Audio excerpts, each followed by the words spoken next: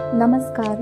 आज आपण पाहणार आहोत तांदळाची मऊ लुसलुशीत अशी भाकरीची रेसिपी. अगदी रेसिपी इझी आहे, तर आपण हा व्हिडिओ शेवटपर्यंत पहा आणि यामध्ये आपण भाकरी कशी करायची त्या मी सोप्या टिप्स सांगणार आहे, तर व्हिडिओ आपण शेवटपर्यंत नक्की पहा. इथे मी 1 वाटी तांदळाचं पीठ घेतलंय आणि आता आपण तेवढीच वाटी पाणी उकळून घेणार आहोत.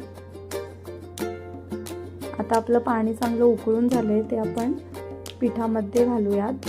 उकळून पाणी घेतलं की भाकरी चांगल्या मऊसूत होतात. आपण जेवढं पीठ घ्याल तेवढंच पाणी घ्या, म्हणजे ते प्रमाण योग्य होईल. तर इथे मी मिक्स करून घेतलंय आणि थोडंसं थंड झाल्यावर आपण पीठ छान मऊसूत मळून घेऊया. तांदळाच्या भाकरीचं पीठ शक्यतो तांदूळ धुवून वाळून मग दळलं जातं, पण जर शक्य नसेल तर आपण तांदूळ तसेच दळायला देत असाल तर त्यामध्ये पीठ बारीक आहे की नाही ते चेक करा, म्हणजे बारीक पिठाची भाकरी छान बनते. तर आता आपलं हे पीठ चांगलं मळून झालं आहे, तर आपण एक गोळा घेऊयात आणि तो असा चपटा आकाराचा बनवून घेऊयात. त्यावर थोडं कोरडं पीठ घेऊन आता भाकरी थापून घेणार आहोत. थोडंसं कोरडं पीठ पोळपाटाला सुद्धा असं पसरून घेऊयात आणि भाकरी थापून घेऊयात. तर आपण ही भाकरी लाटण्याने सुद्धा लाटू शकता. ज्यांना थापायला जमत नाही त्यांनी लाटण्याने सुद्धा लाटू शकता. मस्त अशी छान भाकरी बनते.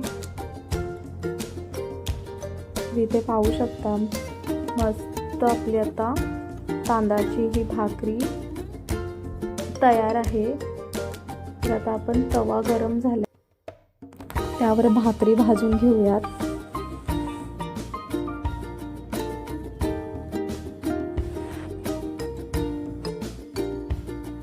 आता आपण भाकरी तव्यात घालूयात आणि त्यावर पाणी लावून घेऊयात.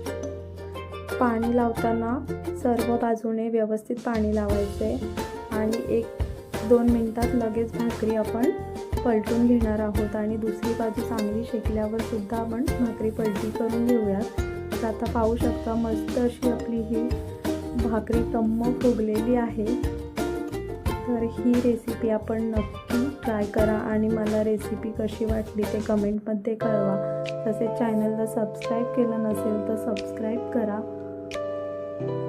अशा पद्धतीने आता आपल्या सर्व भाकरी तयार आहेत आणि ह्या अशा मऊसूत तांदळाची भाकरी आपण कशाबरोबर सुद्धा खाऊ शकता. थँक्यू.